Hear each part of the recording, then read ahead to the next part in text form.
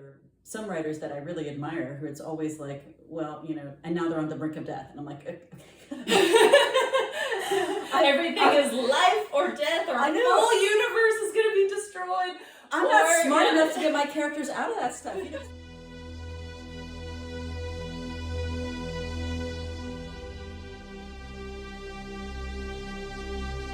Hi, and welcome to the Sci-Fi Sunshine podcast. Hi, this is Bria from the Sci-Fi Sunshine podcast. I am a running mom and a speculative fiction author. I am here with my dear friend Maria Fox, and I'm so excited to talk about Maria's book today. We're dabbling in the fantasy realm. I know this is technically a sci-fi podcast, but guess what? Sci-fi fantasy tends to go hand in hand. It gets along really well. So I'm going to ask Maria to introduce herself. Hi, I'm Maria Fox. I'm a former literature professor who is now writing her own stories.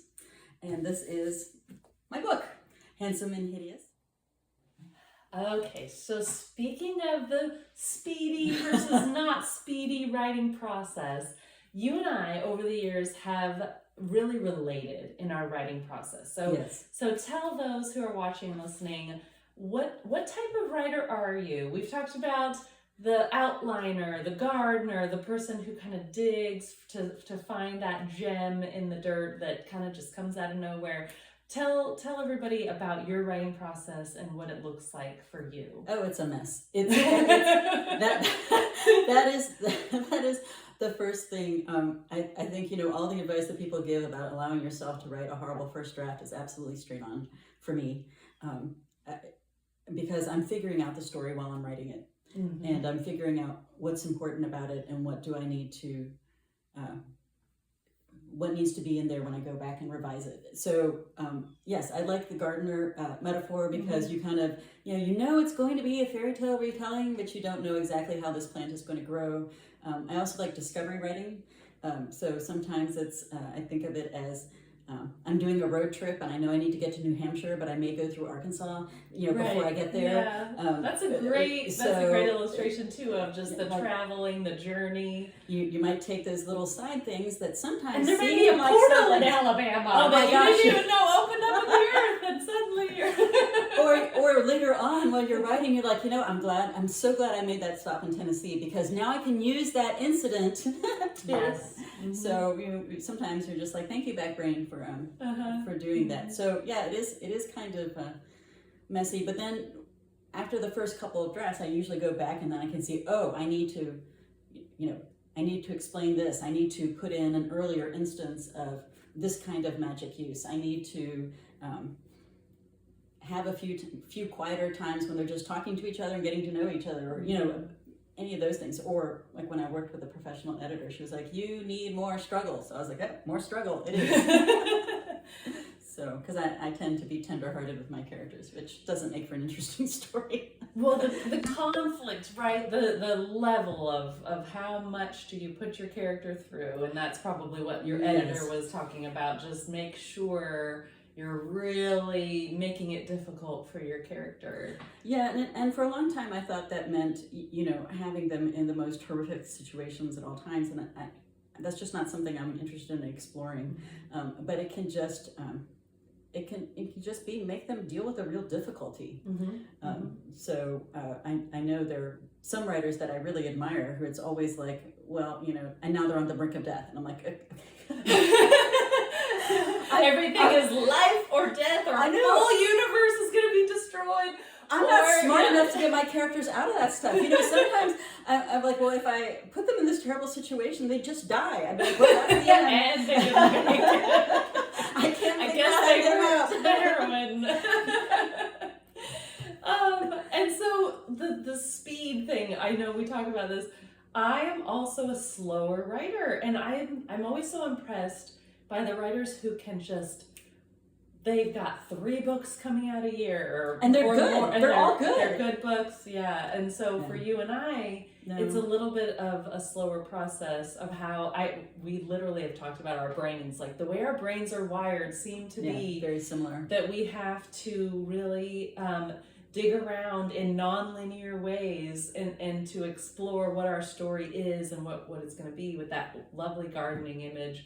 I mean, the pantser is kind of the more well-known pantser versus outliner. It's kind of derogatory. It is a little bit like so I also think of myself as a gardener, and reading your book, I feel that beautiful blend of just, you can tell there are pieces that are surprising to as a reader. That's something that I really enjoy, picking up a book and being surprised by, even something that seems so almost cliche, the fairy tale Beauty and the Beast, right? We all know that story, but you don't know this story. And so that's what's so cool about it. And let's get into it just a little bit. So our main characters, who are they? How do they come to discover each other? And is it that classic romance, or are there twists and turns?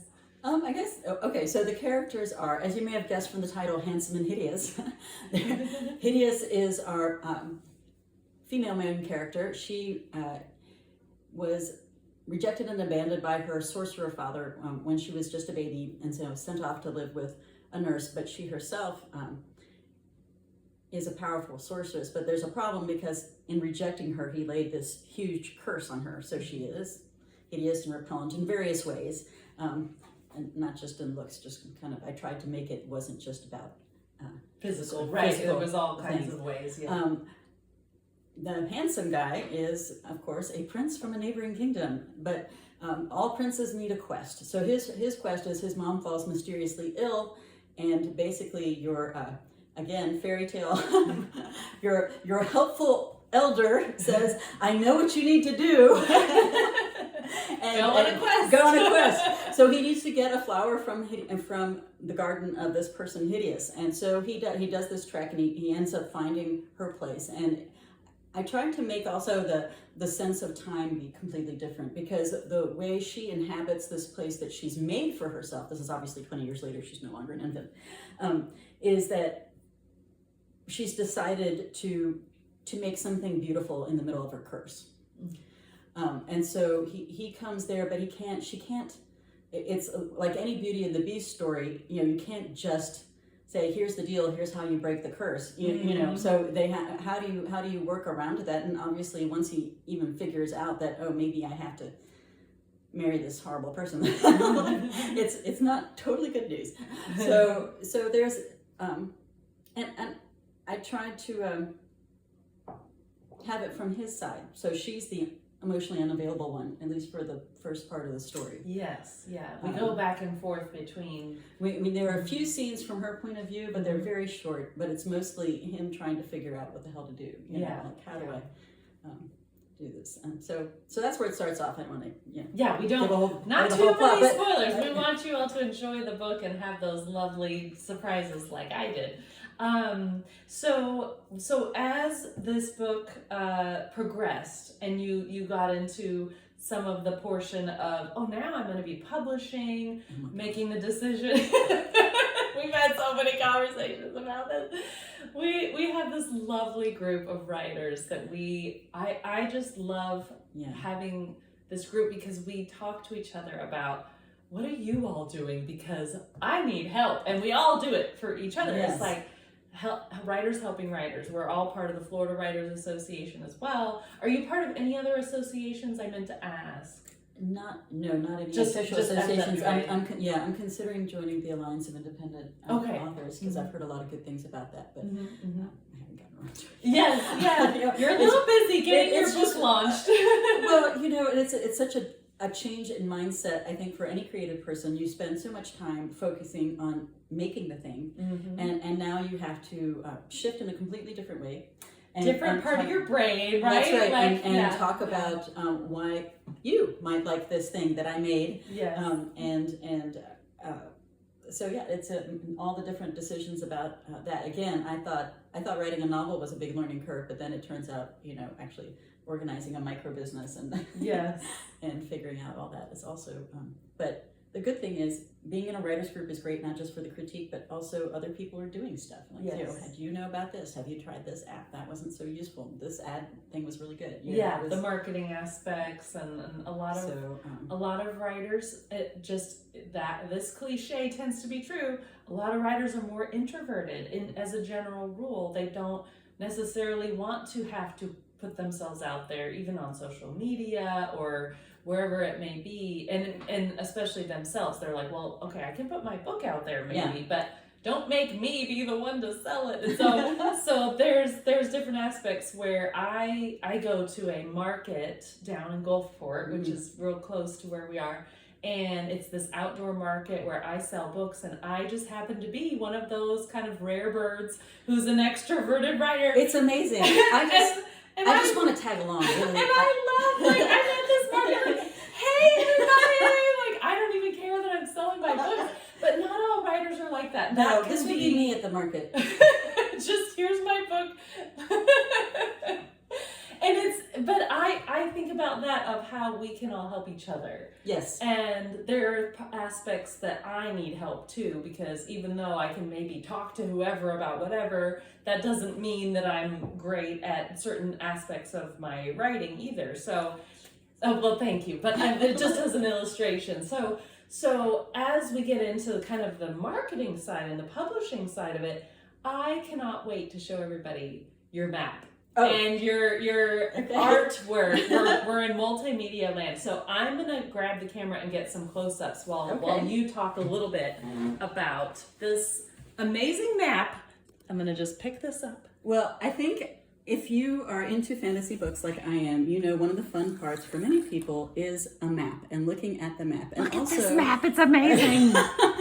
She did it herself. Oh, I wish I could remember the name of it's like Drawing Fantasy Maps or something like Oh, that. There's an okay. actual book. Maybe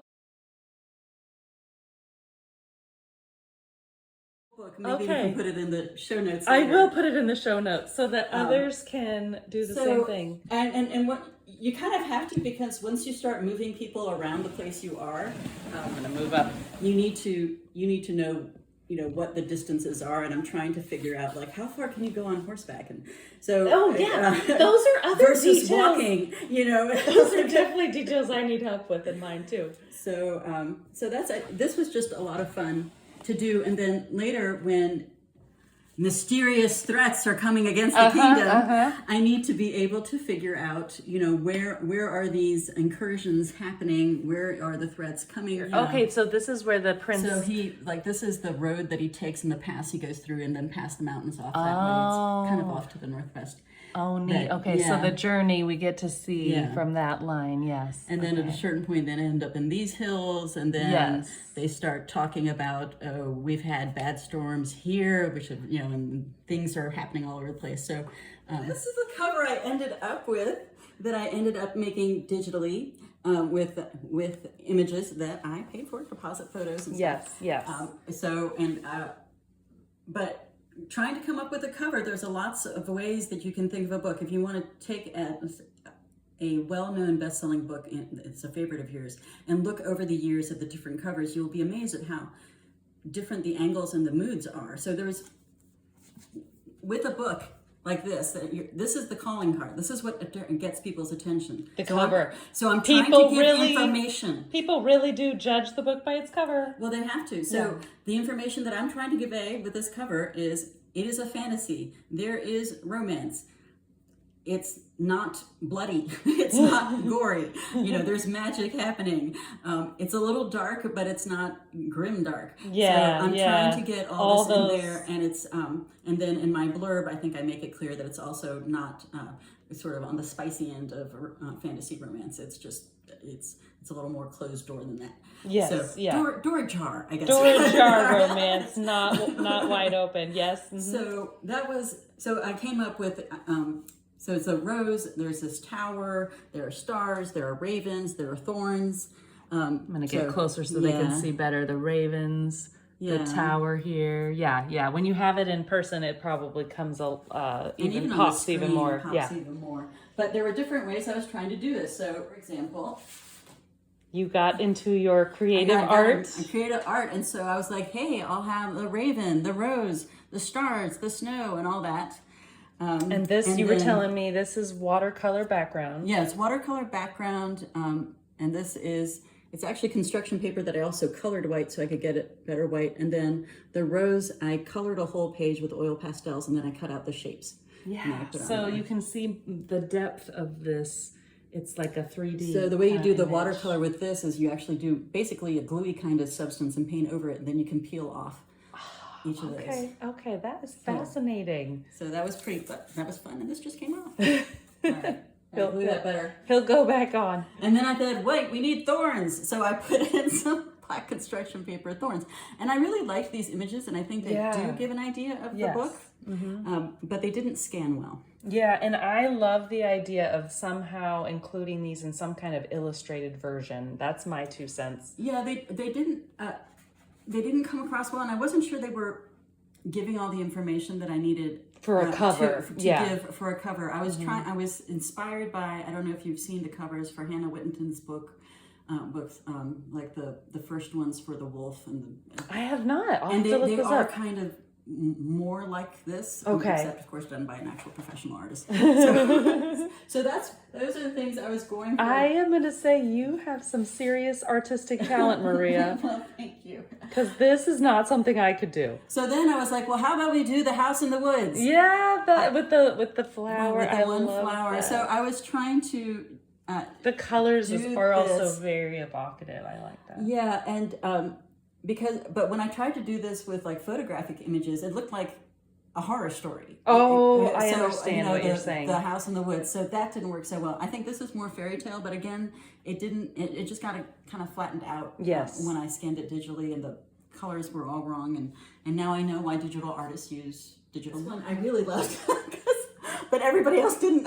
So I remember when we had a vote from the critique group. So this was me more thinking of like Susanna Clark's Jonathan Strange and Mr. Norrell that just has the one raven, and I thought this was really stark and everything, but and sort of a strong graphic. But people felt like again it wasn't really communicating accurately to the story readers you're that I telling. wanted that might be interested in a romantic fantasy. Yes. They felt like this was not. It doesn't convey the romance. Yes. Well, it makes me want to bring up you and I and a lot of our critique friends.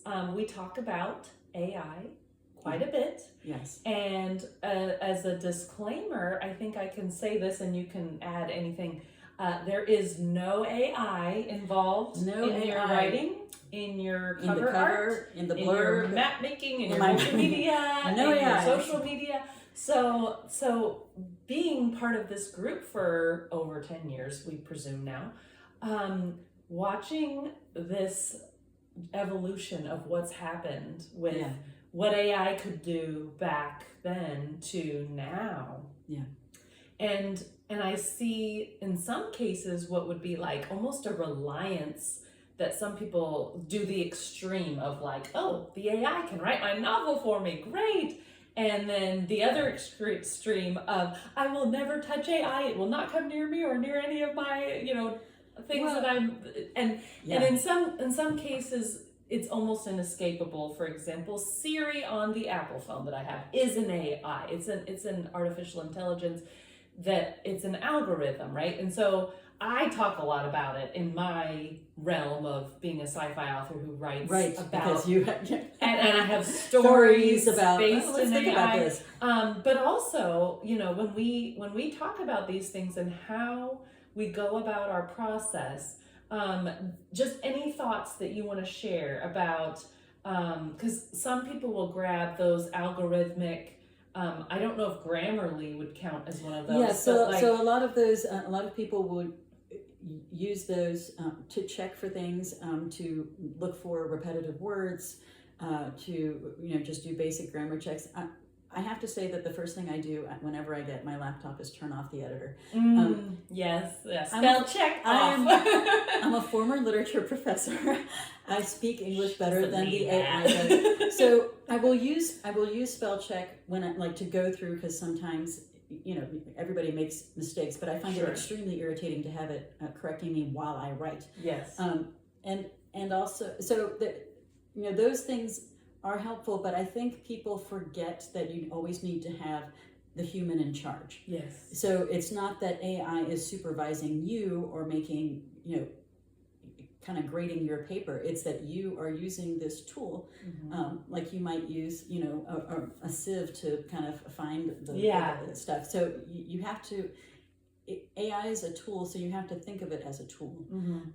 And if you're using it, like if you're having it write a story for you, or if you're having it write a chapter or a novel or a difficult scene, then that's not what I'm in writing for. Yeah. So I know everybody has different goals with their writing. Right. I'm in a position where I don't have to earn my food by it.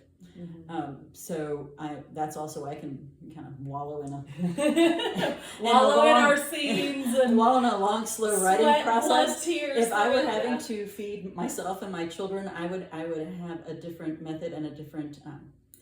I'd be writing different kinds of stories, and I'd have different goals. But if you're not interested in the actual writing, then I question, like, what is it about putting out a book that you're interested in? Yes. Because you have to,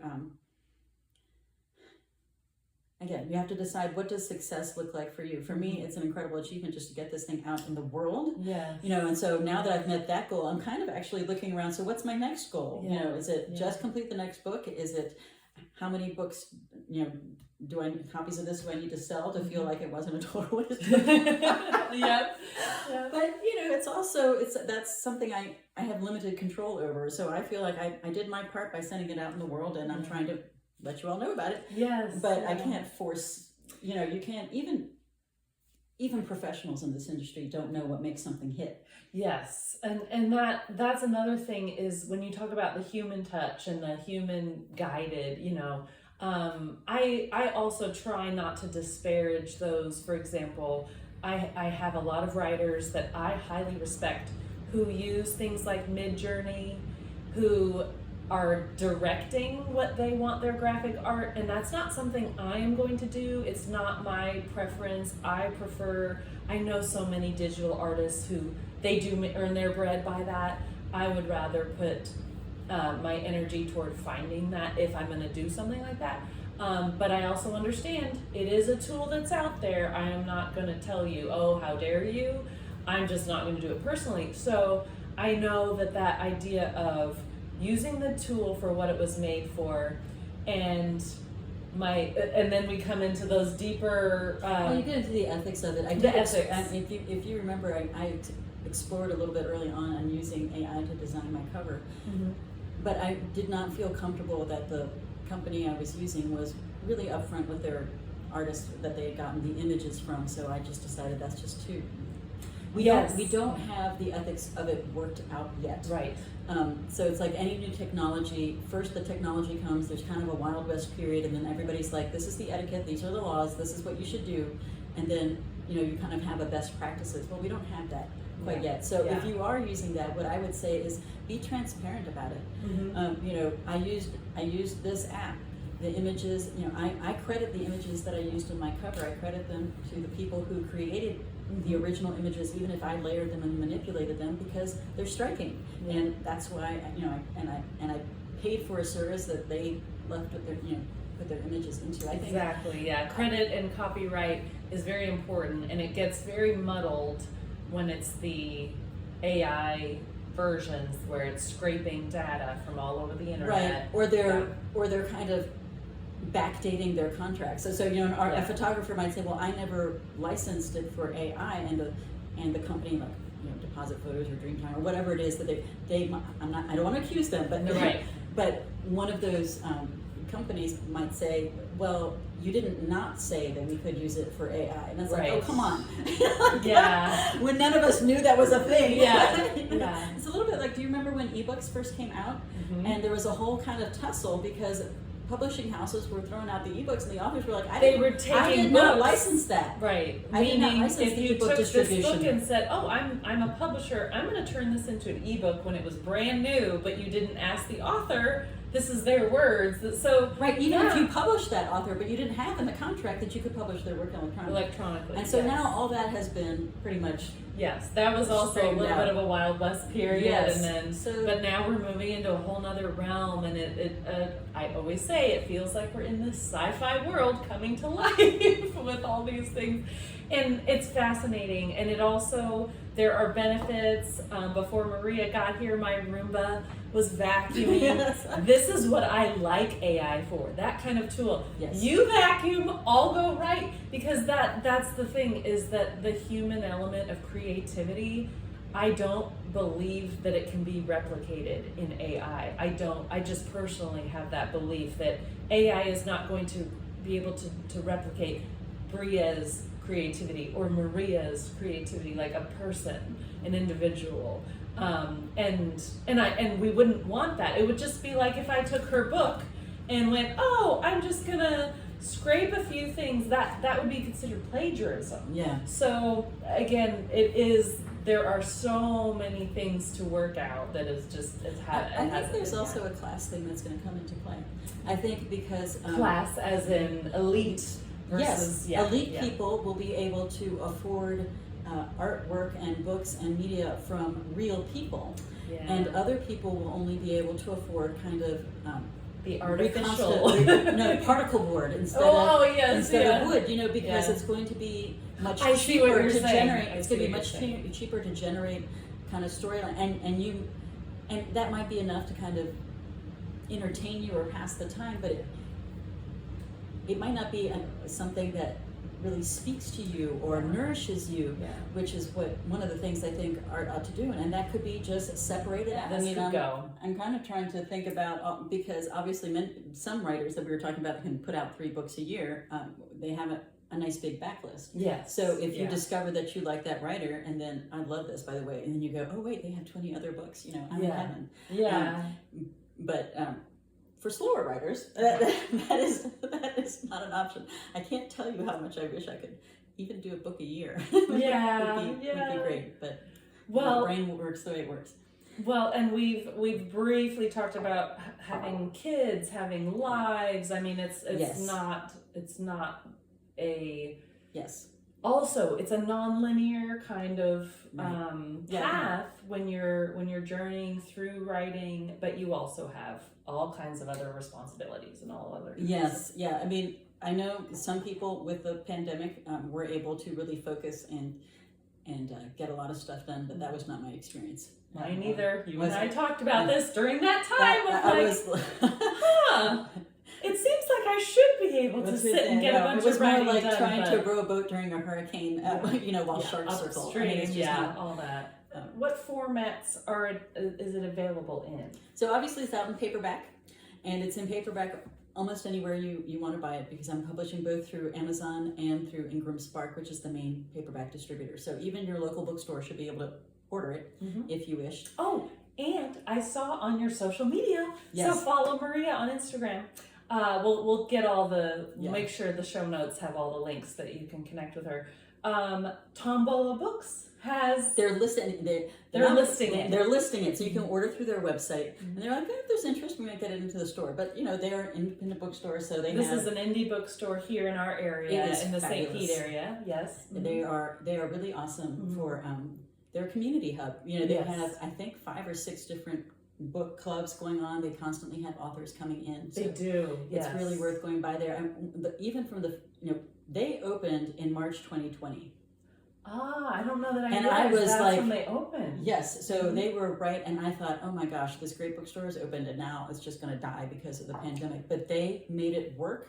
They are a thriving part of the literary community here in St. Pete. So, and even the first time I walked in there, you could tell that there was a point of view from the collection. Like you could see that there was a person who was, or a group of people who were choosing this. I mean, that's one of the reasons why I'm trying to, I put my book in Kobo Plus. I'm reaching out to libraries. I want it to be, available. I want it to be available, with also not necessarily people having to pay for it if they can't. I just want this to be one of the stories out there in the world. And let me ask, have you found getting it into the local library system? Like, for example, when I self-published my little Lance and Ringo Tales pet stories, I ended up donating to a library so that they had a copy. Is that what you've done, or do you have? I just this week I fired off an email I found Oh, out. yeah. Because my local library, Seminole Community Library, has a display of local authors. Oh, I So love I was that. like, That's amazing. hello. Yes.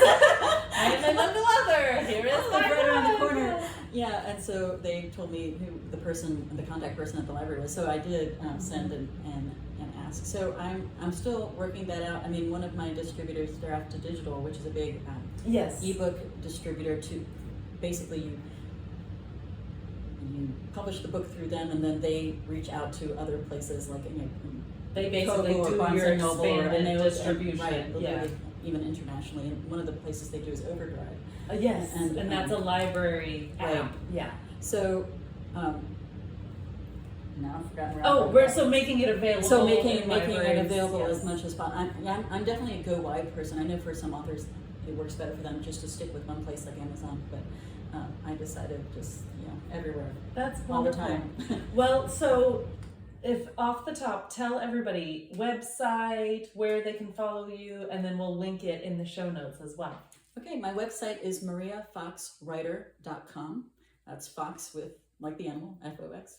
And my handle on almost all my social media is also at Maria Fox Writer. So you should be able to find that. I'm on Instagram and Threads and what else am I on? This is Blue Sky, Spoutable, and Mastodon. We talk about the one sheet. So we're gonna before we go, we're So gonna this show is the one everybody. sheet. I'm gonna grab the camera so you can show everybody up close. So the authors out there. What is the significance of is the one really- sheet? This is helpful because when you're trying to ask people to look at your book or order your book, if you're walking around and you're taking it to a local bookstore or whatever, sometimes they have forms you can fill online. But this basically, I have my book title and my author name. I have The age range, which is I really have helpful the for age range. parents. I have the ISBN and the price. I have where it's distributed through. I have the genre, a little bit of information about me, all my, how can you contact me, in the book cover. And you try and make this one page so you don't overwhelm people. Yes. But basically it's just all your info. And like another place, I don't know if you're aware of this, another place that will sell books for authors on consignment is the Book Rescuers in Largo. Oh, I need to check that out. Yes. We'll add them in the notes too. Yes. So, and different places do it different ways. Obviously, like a book like Tombow will actually order and stock it. The Book Rescuers, like I said, will sell it on consignment because they're mostly a used bookstore. But they will put it out there. So, I'm out there hustling as well as an introvert knows how to hustle. Yes, and I think this is so helpful for any authors who are watching and listening, that even if you're not in our area, you're not in the Tampa Bay area, there are still independent bookstores are still out there.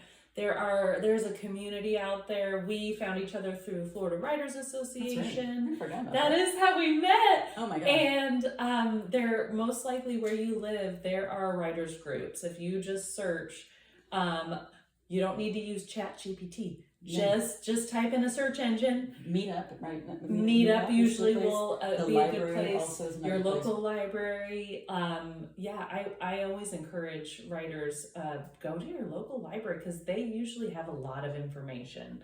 Yes. So thank you all for watching. Maria, thank you Thank you so much for having me, Bria. This This is is so much fun. lovely to do a little dabbling in the fairy tale fantasy world. And everybody, make sure you get out there and get Maria's book in your preferred format, because she's got ebook, she's got print, and we will talk to you all later. Bye. Bye. That's all for now. As you venture through this sci-fi world we all find ourselves living in, may you be the sunshine to the people around you today. Adios.